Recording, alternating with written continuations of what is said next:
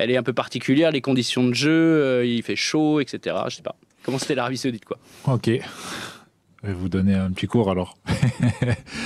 Non, ça a été une très belle expérience pour moi. Si on va commencer par en dehors du football, c'est une vie très agréable avec des gens qui sont très gentils, très ouverts. Et on a été agréablement surpris parce que forcément, il y a toujours un cliché quand on n'y est pas allé. Et moi, j'ai vécu là-bas avec ma famille, mes enfants, et ça s'est super bien passé.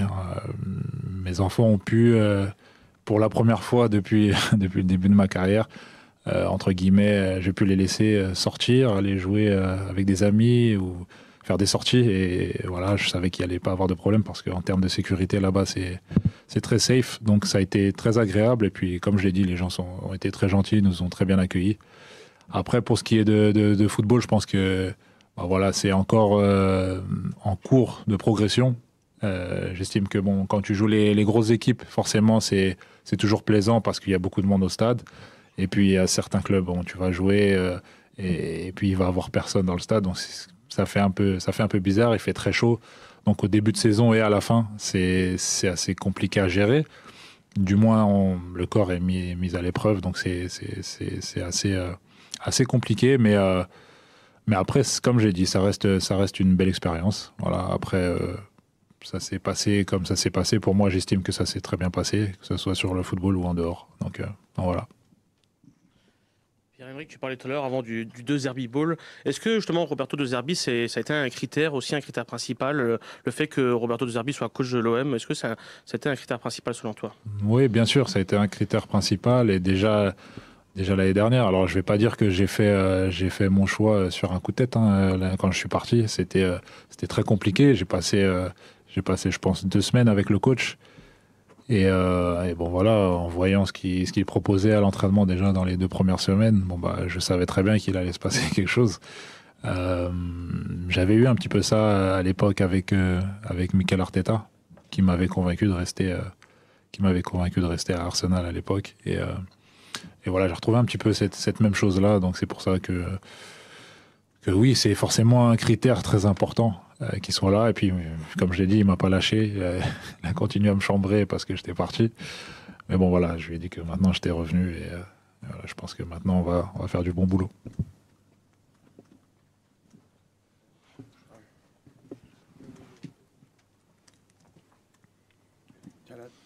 Bonjour Pierre-Emerick, petite question sur Nassim Tirèche pour Stade Perform, je me présente. Okay. Petite question sur dans quel rôle tu te vois arriver cette fois-ci. Il y a un attaquant qui fonctionne bien, Amine Gouiri, ce qui n'était pas le cas la première fois que tu es venu. Voilà, quel rôle tu t'attends à avoir? Est-ce que tu viens là pour le titiller, pour être numéro 1, pour jouer le rôle de grand sage, voilà. Et puis, est-ce que tu as déjà eu des attaquants comme ça dans ta carrière où toi, tu étais le petit jeune qui fonctionnait bien et puis tu as été plutôt guidé, on va dire, par quelqu'un de plus ancien qui t'a aidé à arriver au plus haut niveau?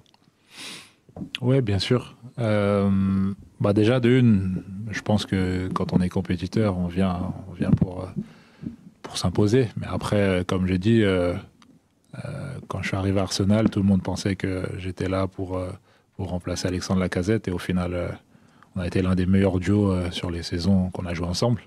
Donc voilà. Et puis, bon, maintenant, avec l'expérience, je suis surtout là pour aider le club, pour aider le groupe à tout simplement à progresser. Et je pense que le plus important, ça sera de tout donner, que ça soit Gouiri ou que ça soit moi ou qu'on joue ensemble. Je pense que le plus important, c'est qu'on donne tout ensemble.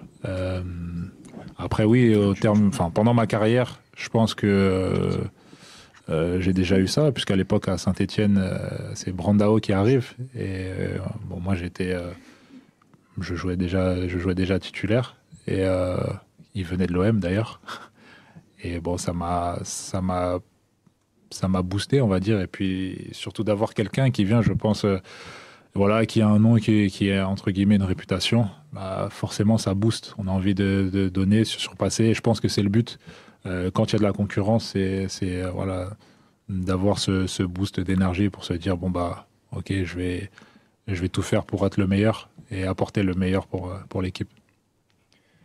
Bonjour Pierre-Emerick, Flavio Noriga pour Maritima. Bonjour. Tu jouais à l'OM il y a 2 saisons, tu reviens aujourd'hui. Entre-temps, l'équipe a pas mal évolué. Quel a été ton regard sur l'évolution de l'équipe depuis ton départ? Comme j'ai dit, j'ai un regard super positif sur l'équipe parce que j'ai regardé les matchs. Bon, en ce moment, je ne vous cache pas, je regarde la série. Donc, c'est sympa à voir. Surtout savoir ce qu'ils ont un petit peu vécu tout au long de la saison. Parce que forcément, dans une saison, il y a des hauts, il y a des bas. Mais dans l'ensemble, comme j'ai dit, ça a été une superbe saison. Donc, en fait, j'ai qu'une hâte, c'est de m'intégrer au groupe et profiter de ces moments et comme j'ai dit, tout donner. Bonjour, Manon Mujika pour BFM Marseille. Bonjour. Tu reviens aujourd'hui à l'OM et on est très content. Mais pour revenir sur l'Arabie Saoudite, est-ce que c'est vrai et est-ce que tu as pris sur toi, est-ce que tu as fait un effort financier pour revenir à l'OM? Merci. Alors oui, c'est vrai, j'ai eu de très bonnes offres, non seulement d'Arabie Saoudite, mais d'autres pays du Moyen-Orient et d'autres offres aussi en Europe. Mais je pense que, comme je l'ai dit, ça a été vraiment le choix du cœur parce que j'ai vécu des choses ici qui étaient extrêmement fortes. Et voilà, ce sont des choses que, comme on dit, qui ne s'achètent pas. Et oui, si vous voulez savoir, oui, j'ai fait des efforts, mais je pense que c'est ce que j'ai besoin. J'ai besoin de retrouver ce public, ce stade qui donne des émotions, des frissons, parce que je sais qu'il va se passer de grandes choses. Clémence Fournival pour France 3. Tu parlais de l'ambiance en Arabie Saoudite avec des stades un peu vides. Est-ce que le Vélodrome t'a manqué, ces frissons, cette ferveur, le volcan? Voilà. Est-ce que tu as hâte vraiment de retrouver ça? Ah, j'ai hâte.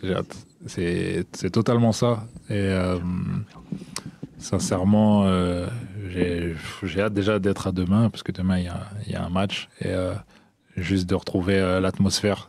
Je suis vraiment... on va dire, très excité de retrouver ce stade de l'Orange Vélodrome. On va faire passer la perche, il y a beaucoup de journalistes aujourd'hui. Tu as parlé du recrutement qui est effectué cette saison, notamment cet été. Quelle doit être l'ambition, selon toi, du club, à la fois au niveau national, mais aussi sur la scène européenne, puisque vous allez jouer la Ligue des Champions? Je vais reprendre un petit peu les mots du coach, parce que, comme je disais, je regardais un petit peu la série. On est là, c'est pour quand on veut rivaliser avec les meilleurs. Forcément, on vise le plus haut. Donc, forcément, sur le plan national, on sait très bien que, évidemment, je sais que vous attendez à ça, on va parler de Paris, mais je pense qu'il faut se donner les moyens de pouvoir rivaliser, et c'est ce que le club est en train de faire, du moins c'est ce que j'estime. Et après, en Ligue des Champions, je pense que ça sera une nouvelle expérience pour certains, ou pas pour d'autres, mais en tout cas, de retrouver la Ligue des Champions au Vélodrome, ça peut... voilà, on sait pas ce qui peut se passer, on verra bien. Moi, personnellement, je sais que j'aimerais bien aller le plus loin possible. J'ai jamais été au-delà des quarts, donc j'espère que ça se fera, pourquoi pas cette année, puisqu'on a vu que avec le nouveau format, beaucoup de choses sont possibles. Donc voilà, je me fixe pas de limite, en tout cas personnellement.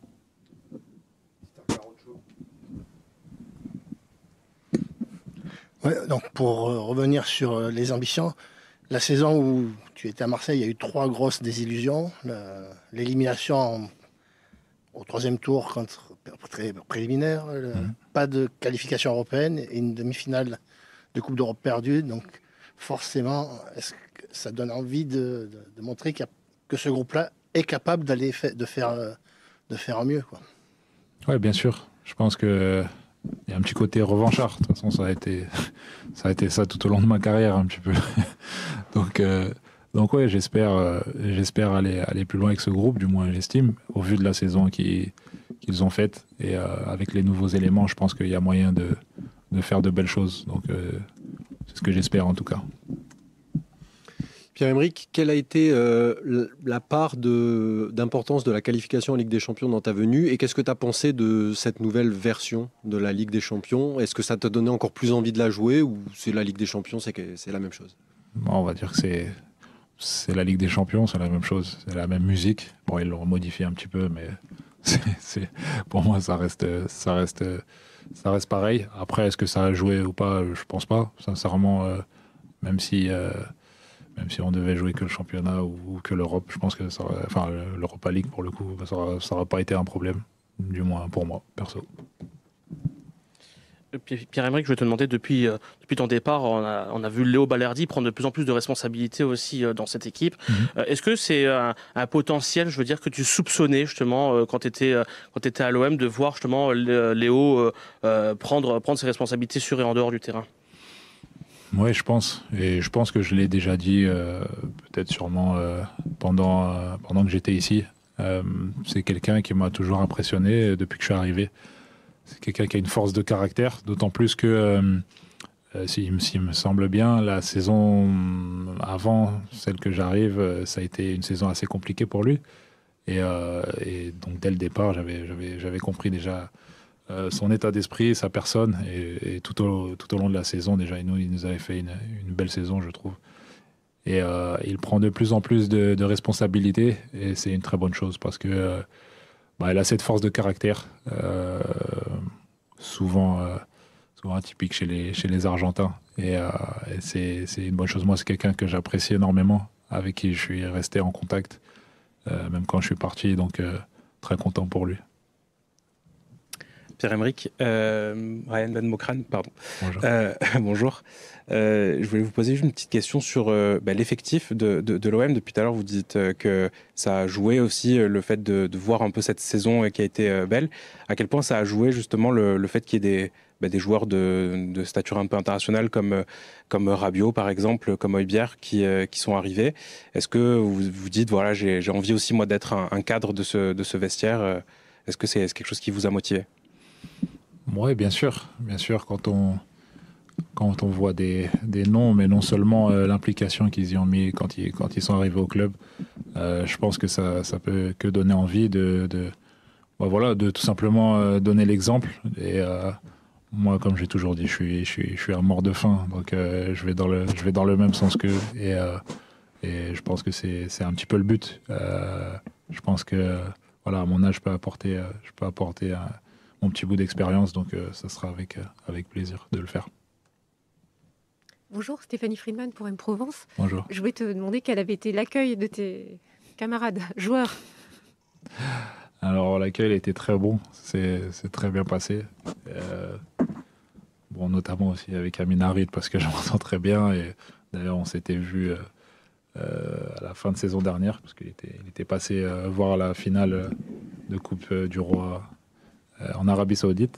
Donc c'était sympa de retrouver tout le monde. En tout cas, ils m'ont réservé un bel accueil. C'était super. Pardon? Ouais, un petit peu, oui, un petit peu. Ils m'ont chambré, mais bon, ça, je vais pas vous donner les détails. Bonjour Pierre-Emerick, Michael Flores pour AP. Ouais. Quel regard tu as sur Greenwood, qui finit quand même co-meilleur buteur du championnat la saison dernière, voilà, s'il te plaît? C'est le Starboy, je l'appelle. il est très fort, le garçon. Il est très bon. J'ai beaucoup aimé sa saison, d'autant plus que là, depuis qu'il a repris, tout le monde fait ses éloges, parce que il fait encore plus d'efforts que la saison passée. Donc je pense que c'est que de bon augure. Et voilà, de toute façon, j'en parlais même en Arabie Saoudite, parce que j'avais un coéquipier qui avait joué avec lui en Espagne, donc qui me parlait de lui, qui disait c'était un phénomène, quoi. Donc on est content qu'il soit parmi nous. Bonjour Pierre-Emerick, Enzo Vargas pour BeFootball. Alors on parlait de si tu étais prêt physiquement pour commencer les matchs en août, est-ce que tu serais prêt physiquement pour commencer dès demain face à Séville au Vélodrome, ou est-ce qu'on devrait attendre à la limite Aston Villa ou plus tard face au Paris FC? Personnellement, si ça tient qu'à moi, Franchement, je serais prêt déjà dès demain. Mais bon, après, on va voir avec le staff. J'estime que je me suis bien préparé tout au long de l'été. Donc, pour ne pas avoir justement ce retard avec l'équipe, j'ai commencé l'entraînement hier avec l'équipe. Bon, ça s'est bien passé. Et aujourd'hui, on va voir ce que le staff dit, s'il pense que c'est préférable que je travaille physiquement, il y aura pas de souci. Mais je pense qu'après, à partir de la semaine prochaine, je serai apte pour commencer à jouer. Encore une question.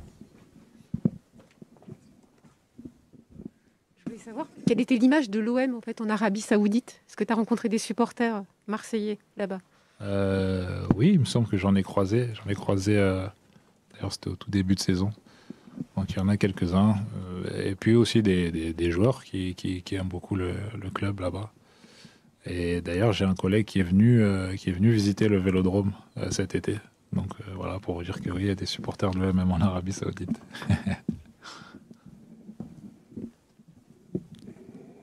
On passe aux photos. C'est bon? Merci. Merci. C'est ce qu'on a dit là? On se met là? Non, on va se mettre.